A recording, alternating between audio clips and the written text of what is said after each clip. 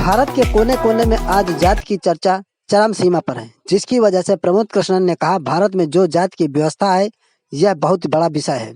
जहां देखो वहीं ब्राह्मणों को लेकर कटु वचन बोले जाते हैं। भारत के ब्राह्मणों ने अपना संगठन मजबूत करने की तथा समाज में जो फैली हुई दुर्व्यवस्था है उसे हम वैसे ही सुधारे जैसे रत्नाकर को वाल्मीकि बनाकर उसे सुधारा है, ब्रह्म समान बनाकर समाज में प्रस्तुत किया। आज ब्राह्मण अपने किए समाज प्रति उदार विचारधारा को प्रस्तुत करते हुए समाज में नई ऊर्जा का संचार किया। भेदभाव के लिए भी कुंभ मेले के नए विचार का विस्तार व सृजन करने की उम्मीद दिखाई है। पेश है एक रिपोर्ट। हमें डराओगे तुम है? अरे मूर्खो, संस्कार किसने दिया भारत को? ब्राह्मण ने। संस्कृति किसने दी? ब्राह्मण ने। शून्य किसने दिया? ब्राह्मण ने। दशमलव किसने दिया? ब्राह्मण ने। गणना किसने दी? ब्राह्मण ने। संस्कार किसने दिया? ब्राह्मण ने। तुम ब्राह्मण का कर्ज 1, 2, 100 साल नहीं, कई युगों तक भी अगर उतारना चाहो तो उतार नहीं सकते। लेकिन आज उन सबको बधाई देता हूं, और जिन लोगों ने ब्राह्मण होते हुए इनको सहयोग नहीं दिया उनके लिए भगवान से प्रार्थना करता हूं कि उन्हें सद्बुद्धि दे कि वो अगले कार्यक्रमों में सहयोग दें। कि अगर तुम देश से जातिवाद को मिटाना चाहते हो तो ब्राह्मण को जातिवादी कहने की हिमाकत मत करो। अगर ब्राह्मण जातिवादी होता तो पूजा रावण की करता, मर्यादा पुरुषोत्तम भगवान राम की न करता। अगर ब्राह्मण जातिवादी होता तो रत्नाकर वाल्मीकि को महर्षि की उपाधि न देता। अगर ब्राह्मण जातिवादी होता तो संत शिरोमणि की उपाधि रविदास जी को न देता। अगर ब्राह्मण जातिवादी होता तो कबीर के दोहे न गाता। ऐसी बातें करते हैं वाहियात। मैं कहना चाहता हूं कि अगले महाकुंभ में एक प्रस्ताव आए कि अगर भारत को जातिवाद से मुक्त कराना चाहते हो, और बड़ी मजेदार बात है, जातिवादी होने का हमला हम पर वो नेता करते हैं जो एक एक जातियों के नेता हैं, जिनकी हैसियत एक एक जाति की है। ये पिद्दी न पिद्दी के शोर में ब्राह्मणों को धमकाने की बात करते हैं। मैं कहना चाहता हूं कि अगले महाकुंभ में एक प्रस्ताव आना चाहिए।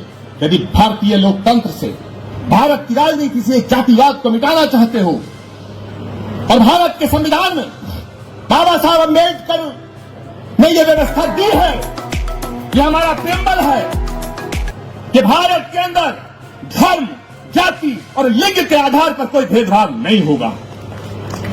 तो यदि यह व्यवस्था बाबा साहब अम्बेडकर ने दी है तो आप विद्वान जन सोचो, फिर ये जातियों के नाम पर आरक्षण भारत को विभाजित कर रहा है। जो मेरे इस कथन से सहमत है, जरा हाथ खड़े करके मुझे। तो अगले महाकुंभ में यह प्रस्ताव आएगा कि भारत को जातिगत आरक्षण से मुक्त किया जाए, और दुनिया के अंदर अगर कोई जाति है तो 2 जाति है, एक अमीर है, एक गरीब है। अगर आरक्षण हो तो उसका आधार आर्थिक हो। 7 चीफ मिनिस्टर, 6 चीफ मिनिस्टर। आज पूरब से पश्चिम, उत्तर से दक्षिण हम देखते हैं, हमें नजर कोई आता ही नहीं। और इक्का दुक्का अगर कोई नजर आता तो वो कर्मकांड से ब्राह्मण नहीं लगता, व्यवहार से ब्राह्मण नहीं लगता, आचार विचार से ब्राह्मण नहीं लगता। मैं आज इस मंच से निवेदन करना चाहता हूं मेरे दोस्तों कि यदि ये यात्रा, और मैं इसमें यतीन्द्रानंद जी का भी साथ चाहूंगा, क्योंकि यतीन्द्रानंद जी एक बहुत ही सिद्ध संत हैं, लेकिन भारत की सत्ताधारी राष्ट्रीय पार्टी के साथ हैं।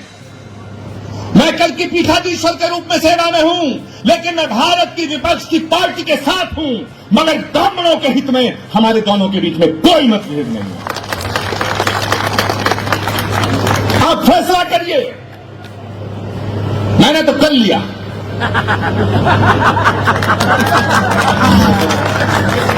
मैंने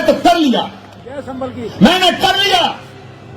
और मैं बताना चाहता हूं कि जो हमारा हौसला है, हमारा जो जज्बा है, हमारा जो पराक्रम और पौरुष का इतिहास है। मैंने पहले भी कहा कि ब्राह्मण को समझाने की कोशिश करना, बहलाने की करना, फुसलाने की करना, बहकाने की करना, धमकाने की मत करना। मैं देश की तमाम हुकूमतों से कहना चाहता हूं, और वो जब मैं कह रहा हूं हुकूमतों से कहना चाहता हूं, तो उसमें वो हुकूमतें भी है जो हमारी पार्टी की हैं।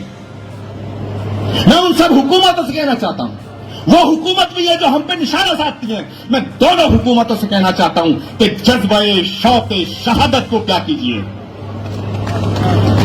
शहादत के शौक के जज्बे को क्या कहिए, कि जज्बे शौक शहादत को क्या कीजिए।